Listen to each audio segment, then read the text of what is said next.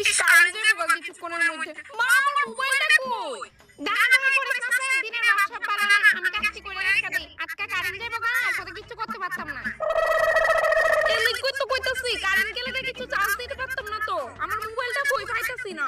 ও no খালি mobile charge দেওয়ার কথা চিন্তা করলে হইব বৃষ্টি বাদল আইতাছে বাইরে যে কাপড়টি আছে এদির কথা কি মনে নাই আমি কাপড় চোপড় সবই এনে সারছি। কারেন্ট যাবে গা ধুর ব্যাং আমার মোবাইলটা জানি কই।